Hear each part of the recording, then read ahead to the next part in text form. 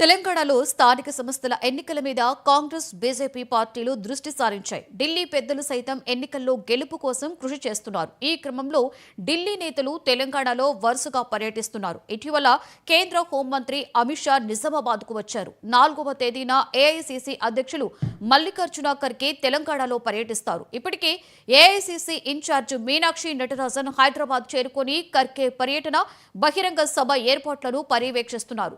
Party సంస్థాగత బలోపేతం మీద ఇరు పార్టీల అగ్రనేతలు దృష్టి పెట్టినట్లుగా తెలుస్తోంది. నోటిఫికేషన్ తర్వాత నేతల పర్యటనలు మరింత పెరిగే అవకాశం ఉంది.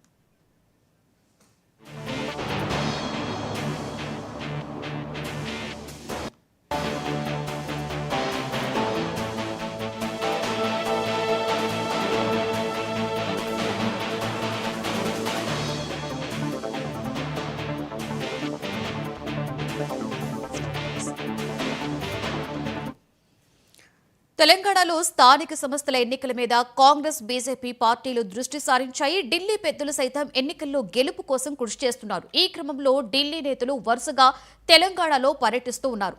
ఇక దీనికి సంబంధించి పూర్తి సమాచారాన్ని మా చీఫ్ రిపోర్టర్ శ్రీనివాస్ అందిస్తారు.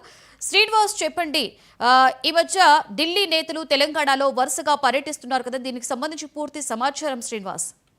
లక్ష్మి, వరుసగా తెలంగాణకు ఢిల్లీ నేతల పర్యటనలు కొనసాగుతున్నాయి. మొన్న 29వ తేదీన నిజామాబాద్కు కేంద్ర హోంమంత్రి అమిత్ షా పసుబోర్డు ప్రారంభానికి వచ్చారు. ఈ పసుబోర్డు ప్రారంభం భాగంగా ఆ కార్యక్రమం భాగంగానే సంస్థాగత నిర్మాణం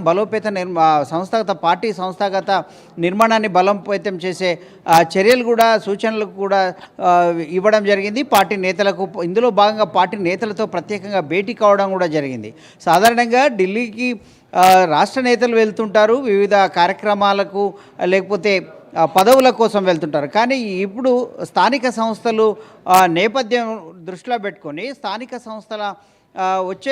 సంస్థలపై ఫోకస్ పెట్టిన పార్టీలు, ఇరు జాతీయ పార్టీలు, అటు కాంగ్రెస్ కావచ్చు, ఇటు బీజేపీ కావచ్చు, రెండు పార్టీలు ఆ పార్టీల సంస్థాగత నిర్మాణాన్ని బలోపేతం దిశగా చర్యలు ప్రారంభించాయి. ఇప్పటికే కాంగ్రెస్ పార్టీ జై బాపు, జై భీమ్, జై సంవిధాన్ కార్యక్రమాలతో పాటు వరుసగా కార్యక్రమాలను ఇస్తూ పార్టీ శ్రేణులను ఎప్పటికప్పుడు చురుకుగా ఉండేలా చేస్తున్నారు. అలాగే బీజేపీ కూడా ఎమర్జెన్సీ 50 ఏళ్ల సందర్భంగా ఎమర్జెన్సీ చీకటి రోజులను ప్రజలకు గుర్తు చేయడానికి పార్టీ శ్రేణులను సమాయత్తపరిచే విధంగా వరుసగా మాక్ పార్లమెంట్లు, ఇతర అవగాహన కార్యక్రమాలు చేపడుతూ బీజేపీ ప్రజల్లోకి వెళ్తున్న పరిస్థితి.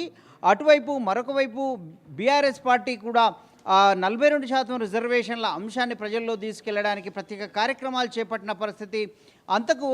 దాంతోపాటు బనకచెర్ల అంశాన్ని కొన్ని రోజులుగా బీఆర్ఎస్ పార్టీ తీసుకున్నప్పటికీ కేంద్ర ప్రభుత్వం, కేంద్ర పర్యావరణవేత్తల కమిటీ అనుమతి నిరాకరించినట్లు చెప్పడంతో ఆ విషయాన్ని పక్కన పెట్టి ఇప్పుడు ప్రస్తుతం 42% రిజర్వేషన్ల అంశాన్ని ఆ పార్టీ ఎత్తుకున్న పరిస్థితి. కాబట్టి ఇందులో భాగంగా ఇక్కడ ప్రాంతీయ పార్టీ బీఆర్ఎస్ నేతలంతా ఇక్కడే ఉండడం కారణంగా వాళ్ళు సంస్థాగత నిర్మాణాన్ని ఇప్పటికప్పుడు చేసుకుంటున్నప్పటికీ ఇక్కడ జాతీయ పార్టీలు కూడా ప్రాంతీయ పార్టీకి తలదన్నే విధంగా నిర్మాణం లేకపోతే కనుక మనకు ప్రజల ఆదరణ కావచ్చు, అక్కడ వచ్చే స్థానిక సంస్థల్లో బలాన్ని నిరూపించలేము, అనుకున్నన్ని స్థానాలను గెలుచుకోలేమనే ఒక దృష్టితో ఇప్పటికే రెండు జాతీయ పార్టీలు, అటు కేంద్రంలో అధికారంలో ఉన్న బీజేపీ కావచ్చు, అలాగే కాంగ్రెస్ పార్టీ, ప్రతిపక్ష పార్టీ కాంగ్రెస్ పార్టీ కూడా వరుసగా దృష్టి సారించాయి. ఇందులో భాగంగానే ఢిల్లీ అగ్రనేతల పర్యటనలు ఉంటున్నాయని మనకు తెలుస్తూ ఉంది.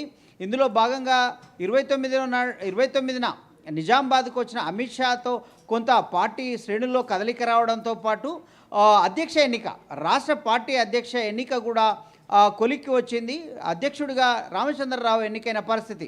ఇందులో భాగంగానే అమిత్ షా ఎక్కడికి వెళ్ళినా కూడా ఒక కీలక నిర్ణయాలు, కీలక ప్రతిపాదనలు తీసుకొని వెళ్తారనే ఒక ప్రచారం ఉంది. అందులో భాగంగానే అమిత్ షా రాకతోటే ఈ బీజేపీ రాష్ట్ర అధ్యక్ష పదవి కొలిక్కి వచ్చే అవకాశం ఉందని చర్చ జరిగింది. ఆ చర్చ జరిగిన విధంగానే బీజేపీ రాష్ట్ర అధ్యక్షుడు ఎవరనేది కూడా తేలిపోయింది. గతంలో పలు పేర్లు తెరపైకి వచ్చినప్పటికీ కూడా అనూహ్యంగా అమిత్ షా తన చక్రం తిప్పినట్టు తెలుస్తోంది. తన చాకచక్యం ప్రదర్శించి మొదటి నుంచి పార్టీలో ఉన్న ఎన్ రామచంద్రరావునే అధ్యక్షునిగా ఖరారు చేయడం జరిగింది. అదే ఆయన కనుసన్నల్లోనే అక్కడ కేంద్ర మంత్రి ఎవరైతే ఇక్కడ ఎన్నికల పరిశీలకులు అనుకోవచ్చు, లేదంటే రిటర్నింగ్ ఆఫీసర్గా అనుకోవచ్చు, వ్యవహరించినటువంటి మరో కేంద్ర మంత్రి శోభా కరంద్లాజే కూడా 30 తారీఖునే ఇక్కడ వచ్చి పార్టీ శ్రేణులను అందరినీ ఏకగ్రీవంగా ఎన్నిక అయ్యే విధంగా చర్యలు చేపట్టిన పరిస్థితి. ఏదైతే ఎన్నిక వైపు వెళ్తే కనుక విభేదాలు బయటికి వచ్చి పార్టీలో ఒక భిన్న వాదనలు ఐకమత్యం దెబ్బతినే అవకాశం ఉంటుంది. కాబట్టి ఆమె ఒకరోజు ముందే వచ్చి పార్టీ శ్రేణులను అందరితో చర్చించడం జరిగింది. అందులో భాగంగానే ఏకగ్రీవ ఎన్నిక అధిష్టానం అనుకున్న విధంగా పూర్తయిన పరిస్థితి. అదే క్రమంలో ఇప్పుడు ఇక్కడ జై భీమ్ జై సంవిధాన్ అనే నినాదంతో, జై బాపు సంవిధానం అనే నినాదంతో కాంగ్రెస్ పార్టీ ముందుకు వెళ్తున్న పరిస్థితి. రేపు 4న ఖర్గే పర్యటన ఉంది. హైదరాబాద్లో ఎల్బీ స్టేడియంలో బహిరంగ సభ కూడా తలపెట్టడం జరిగింది. ఈ కార్యక్రమాలను చూడడానికి ఇప్పటికే ఏఐసిసి ఇన్ఛార్జ్ మీనాక్షి నటరాజన్ కూడా హైదరాబాద్కు చేరుకున్నారు. ఈరోజు ఎల్బీ స్టేడియంలో ఆ ఏర్పాట్లను కూడా పరిశీలించడం జరిగింది. ఆ జూలై 4న రానున్న ఖర్గే వరుసగా 3 కార్యక్రమాలు పెట్టుకున్నారు. అది ఒకటి పిఏసీ కమిటీ సమావేశంలో పిఏసీ నేతలకు దిశానిర్దేశం చేస్తారు. అలాగే పిసిసిలో కొత్తగా ఏర్పడిన కార్యవర్గం అందరితో సమావేశమై పిసిసి విస్తృత స్థాయి సమావేశం పేరుతో పిసిసి నేతలకు కూడా దిశానిర్దేశం చేయనున్నారు. మరోవైపు ఎల్బీ స్టేడియంలో గ్రామ శాఖ అధ్యక్షులతో భేటీ కానున్నారు. గ్రామ శాఖ అధ్యక్షులతో ఆయన నేరుగా మాట్లాడనున్నారు. ఇది ఒక బహిరంగ సభ రూపంలో నిర్వహించబోతున్నారు. దీంట్లో స్థానిక సంస్థలను దృష్టిలో పెట్టుకొని స్థానికంగా పనిచేసే ఈ గ్రామ శాఖ అధ్యక్షులు, క్షేత్రస్థాయిలో ఉండేటటువంటి నేతలు వీరికి దిశానిర్దేశం చేయనున్నారు. కాబట్టి మొత్తం మీద స్థానిక సంస్థలు సమీపంలో ఉన్నాయి, లేదంటే త్వరలో జరగనున్నాయి అనడానికి ఈ పరిణామాలన్నీ సంకేతాలు ఇస్తున్న పరిస్థితి. ఎవరికి వారు ఎప్పుడు నోటిఫికేషన్ వచ్చినా పార్టీలు సిద్ధంగా ఉండే విధంగా వారి శ్రేణులను సమాయత్తపరుస్తున్న పరిస్థితి వారి కార్యక్రమాల ద్వారా అనేది మనకు తెలుస్తూ ఉంది. Lakshmi. Right, thank you Srinivas.